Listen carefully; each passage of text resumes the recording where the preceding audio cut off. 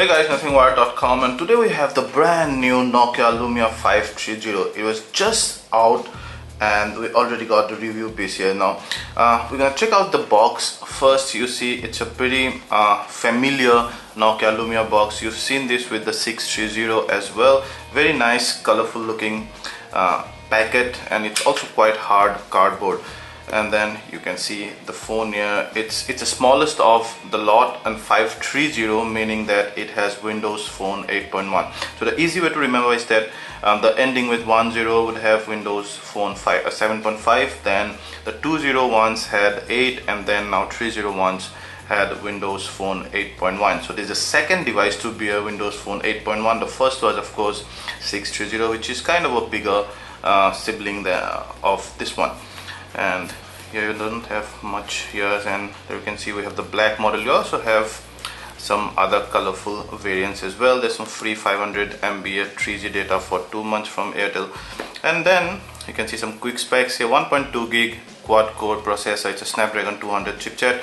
You have all Nokia's softwares and stuff, and then you see Snapdragon, and those are the content of the box. So the color that comes in orange, green, white, black and blue. We have the black version here, and then you can get the phone, the battery, the charger, the headset and a manual. So no USB data cable. Here you have some pricing information here, and you would see that the MRP listed here would be 8199, but then you would get it online for slightly cheaper. Let's say we found this on Flipkart for about just over 7,100, on Amazon.in just over 7,300, on Amazon.com in US for about $95, and in the UK on Amazon.co.uk we found this for about £78. So without further ado, what we're gonna do is we're gonna cut this and open the box and show you what's in the box. And once we open this, you see out comes the Nokia Lumia 530, and you can see it's a tiny device but not exactly the thinnest one. I'll come back to the device just in a bit. Here we have the battery, so that's your 1430 mAh battery that will go in the phone, and then you have your wall adapter plus the micro USB 2.0 port here. So that's the charger. There is no separate data cable. It's a 550 ampere wall charger. Now interestingly enough, the 630 also does not come with a data cable, but interestingly enough the 520 and the 525 used to have a data cable, and I don't know why Nokia stopped giving those. So you have this pretty cute looking but not exactly premium earphones with your mic there, but no call or volume control, and then you have a silver plated audio jack here. We're gonna review these as well. And then you have your manuals like your quick start guide. I guess this one's the quick start guide, and this one's like just shows you, what you can do with the Windows Phone OS. So those are basically the things in the box. So that's our Nokia Lumia 530. As you can see, it's quite chubby, but one of the cutest looking phones around. So you have that 4-inch capacitive screen. It has a usual resolution of 480 by 854 pixels that comes down to about 254 ppi of color density, which is quite natural for this price point. You have the earpiece, and there is no secondary camera, mind you. You have the mouthpiece out here. The back cover actually covers the whole housing of the phone, so you do not have much on the left side. Micro USB 2.0 port, power button, volume rocker, and then on top of the 3.5 mm jack. Then you have a 5 MP fixed focus camera, does not have an LED flash, Nokia branding, and then your speaker grill out here. So everything is made keeping in mind the playful nature of the audiences that this handset's gonna target. And there's no hole to open the back flap. What it says is that, like the Asha phone, just press on the center and pull it, and this whole housing comes up. It's easier if you have longer fingernails than mine, and you would see this is, guys, very very tough and will withstand a significant amount of pressure or fall. Inside you have the 1430 mAh battery, Once you take that off, you would see that that's the micro SIM card 1, the micro SD card slot that supports up to 128 GB, by the way, and that's one of the difference again between the 530 and its other siblings like 520, 630 or 525. I guess this is one of the first Lumia at this price point to support maximum external storage of 128 GB. You have your SIM card 2 slot there, which is again a micro SIM card slot, and as far as I know, only the SIM 1 supports 3G. I might be wrong, but then we don't have that information whether both supports 3G. You'll have to check it out, but I guess I'm almost sure that only the SIM 1 has 3D capability. So that's fun. It feels amazing in hands. It's quite chubby, as I told you before, about 11.7 mm thick. It also weighs about 129 gram, which is quite fine. It'll go inside your pocket pretty easily, will feel amazing in hands, not gonna slip, mainly because of this nice matte finish on here. However, the front side is very glossy and will attract a lot of fingerprints. Back side's not gonna attract the fingerprints generally, but if you have an oily hand and others think that it's gonna show that as well. Would have liked this to be slightly a rubbery finish, which gives a much better grip than this nice matte finish plastic, but still I guess it's very good enough and more than acceptable at this price point. So Nokia Lumia 530, it's nothing premium, but then again it's very playful and very consumer friendly. So spec wise, the Nokia Lumia 530 is powered by a Snapdragon 200 chipset, which has a 1.2 gig quad core processor. Now you know that the 630 has a Snapdragon 400 processor, which is like kind of a chipset, which is kind of a one stage higher. So that's how Nokia keeps it. It's pretty easy to understand by the phone models itself. So this guy is powered by Windows Phone 8.1, and it also has 512 MB of RAM only and 4 GB of internal storage. But then the SD card there supports a huge amount of 128 GB of external storage.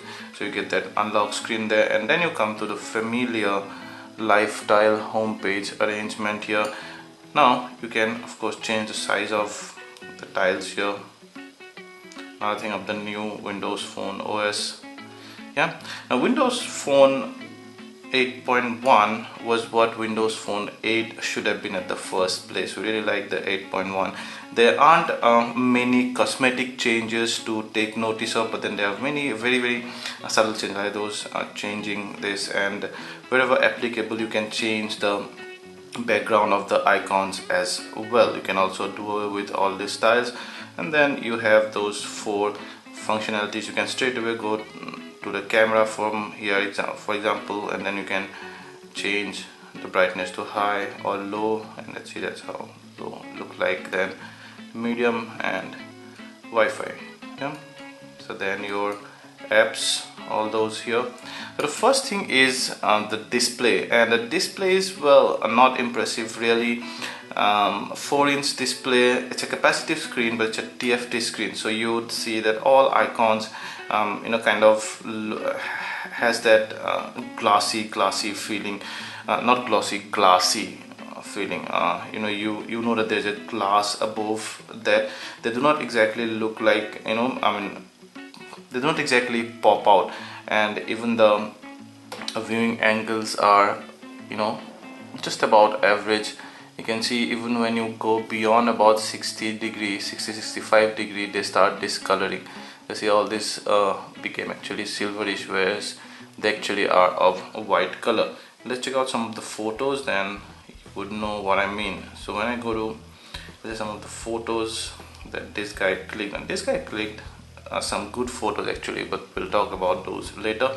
You see the saturation and hue renderation is fine as far as green and bluish tints are concerned, but once you go to red tints, you see it oversaturates the red and pink color codes and color gamuts, and also the details are not there in here. You can see those petals and other things out here. Textures are not visible at all, but here when you go to the leaves, you can see even the slightest of textures are actually quite visible. So it's decent enough. We've seen a lot of phone oversaturating or clipping the details on the pink or the red color gamuts. That's difficult color gamuts to cover really, but overall it's just about average display. And the same thing you'd notice in case of a video play also. Yeah, nothing impressive about the display, but it's doable.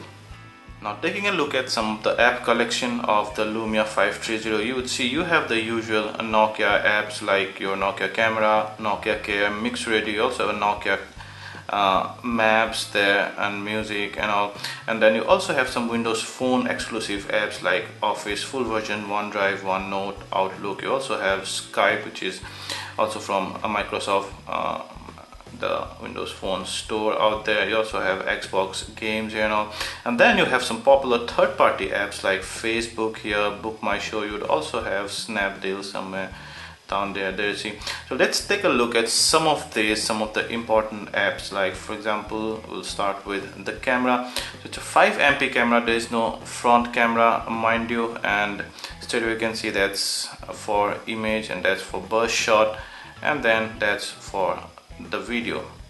Yeah, that's for single photo.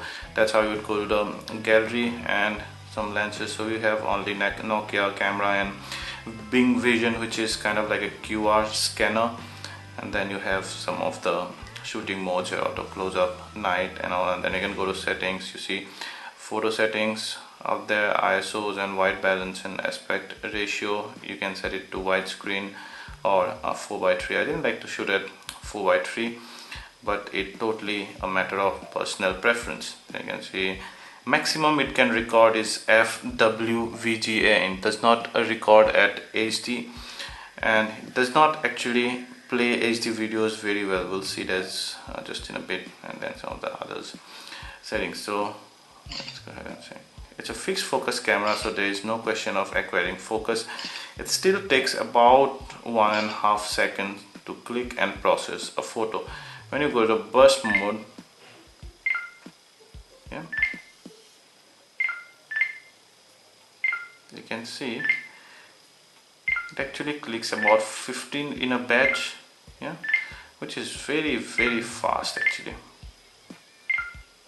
and it clicks at a rate of almost, I don't know, 7-8 FPS. And then you go to the video mode. See, cannot click still while recording a video. Of course you cannot pause also. Once you press this, that video file is a new file. The photo and video quality under enough light are surprisingly good actually for the 5 MP fixed focus camera. Of course you would not use this camera for photography as from a point of view of art, because it does not acquire focus, so you cannot basically differentiate the background and your subject. However, when you crop the photos in 100%, they are perfectly uploadable under enough light, and even under artificial light if you have enough light on the subject, even at night time. However, as the amount of light goes down, the noise starts creeping in, and at a high ISO you basically see very less detail. You cannot use the LED flash because there is no LED flash. So when there is very less light, this camera is pretty much useless. But apart from that, if you have enough light provided, you get some pretty decent photos for a 5 MP camera. And then we go down. FM radio does not play without your earphones plugged in. You can go to the Internet Explorer, and you can see it renders the text quite good, but because of the TFT screen and a poor viewing angle, you cannot view the text from the sides. Actually they discolor a lot, yeah, but apart from that, fine. But even when you're scrolling down, you can see the text here. Even when you're scrolling down, while scrolling, the text becomes slightly blurry. However, it renders the web pages perfectly. So as you can see, I've opened one of my articles, as you can see, then the images and all are rendered pretty nicely. And when I go to an album here, if I click on a picture, you'd see it's rendered pretty good there. Yeah. does not lag much, and amazingly still, because it supports a good level of HTML, it also can play this video right out of the box. Just a second, it will start playing that. You can see. You see, voila, and this seems pretty good. Hey guys, nothing more .com, and today we're looking at LG's latest flagship, the G3, and we'll start with what's in the box. So pretty good browser capability that way. We tried testing the HTML5 here, and it scores not much, a lowly 372 here, but then for being able to play those video files out of the box alone, we like the browser here. Apart from that, you have maps and also you have music. Let's go and try out the speakers here. The music output via the earphones, the supplied earphones are not really good. They are not very bass heavy, but okay. But the speakers of Nokia's are always their strong points, and you'll see. I'm wilding out. I'm leaning in. I'm leaning in. Pushing off my sneakers to the ground. I do not jump. I move the earth down. Bear witness to the genius of my sound. Bored at the bottom, but now I'm top down. Look. You see, because the speaker grill is situated right on the back, whenever you place this phone on a flat surface, it hampers the sound output. You see?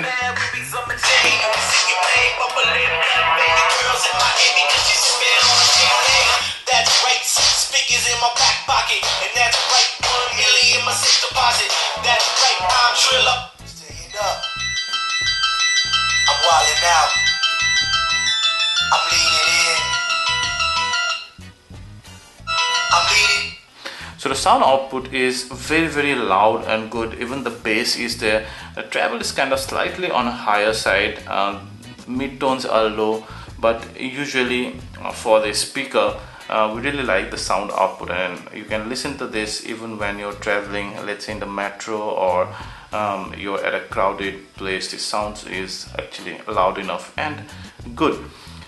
Then you have a Nokia camera, which is almost the same as the Windows camera, just that the UI is slightly different. You see here, it kind of goes round and round.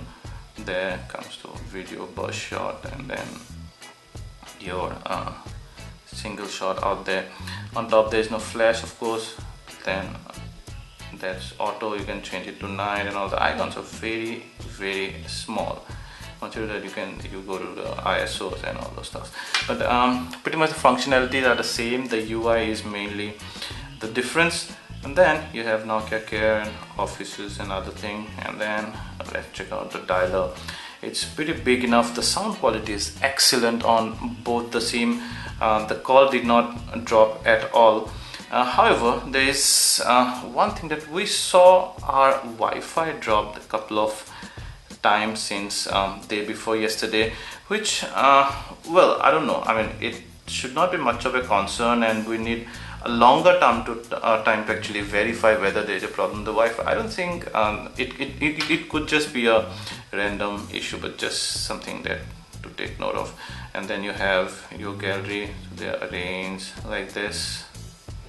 So you can go to any app and then you can go to edit, but pretty much the basic ones are nothing much to talk home really. And then here stores and everything, and then we'll come to an important part where do I see my messages.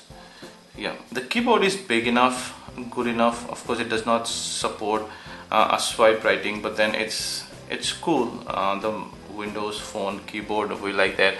A strange thing that we've observed here is that there is no dollar sign at all on the keyboard. So if you have a password that has the dollar sign, you cannot place that password at all. Now see here, that's all the letters, so of course there is no dollar sign here. When you go to the symbol, you see you have the rupee sign, percent, and no dollar sign here. When you press this, you have euros, pound and yen, but still you do not have dollar sign, and then it comes right there. Am I missing something? If I'm missing something, please let me know in the comment section, because this is rather strange not having the dollar sign at all. And you can change it to English or Hindi from here, but in no other keyword I've seen the dollar sign completely missing. You cannot put the dollar sign at all. And I see.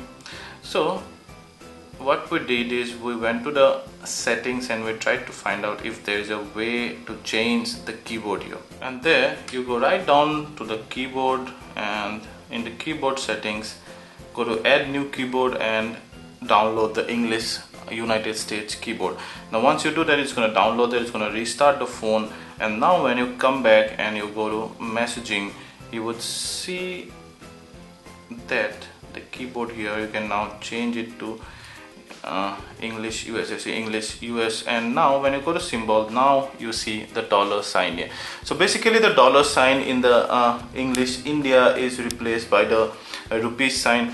However, I think the dollar sign is important enough even otherwise, and we would like that on all the keyboards. Maybe you can do it with the yen sign. We don't need the yen sign much. I mean, like the majority of people, I don't know, but at least the dollar sign is important in all the keyboards. Yeah. Then what else we have?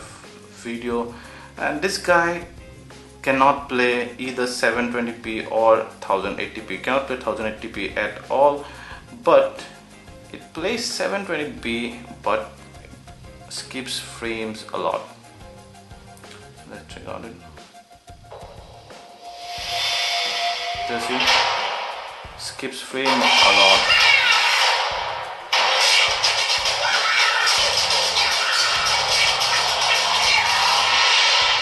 Did you see that? I just was like, what?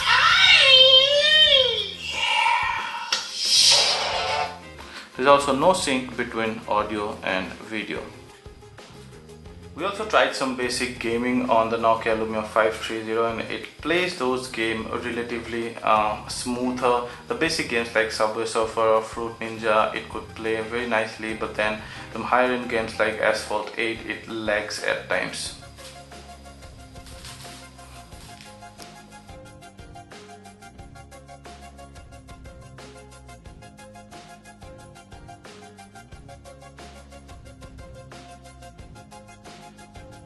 So let's talk about some good and then some bad things about the Lumia 530. The good things are that the design and build quality, it's typical Nokia class, rugged, and it's gonna withstand quite some amount of fall.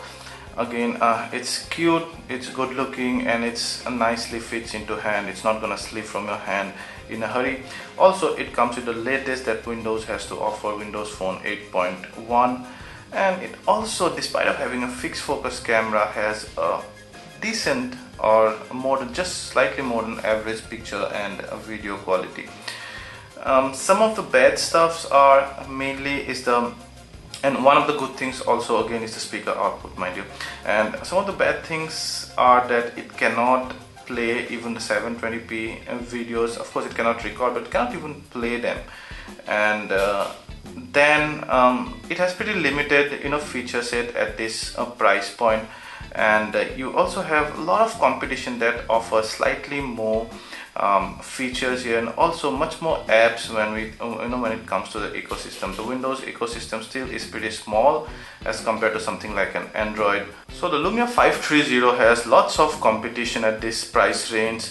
It also has its siblings that you can choose. The 520 and 525 are pretty old now, although the 525 has slightly more memory. It has a 1 GB RAM as compared to the 512 MB here. 630 is also a compelling choice if you want to go for Windows Phone 8.1. It costs slightly more than the 530, but it also has a bigger screen and a more powerful processor. But the biggest competitor of this one, if you're open to the ecosystem, would be the Motorola Moto E, which costs slightly more than this, I guess, or slightly similar, a few $100 here and there. But then that guy comes with Android, which has a huge, much bigger ecosystem than Windows. Plus it also has the latest Android KitKat. It has a much smoother user interface, and a slightly bigger screen, and which is brighter and also crisper than the TFT screen here.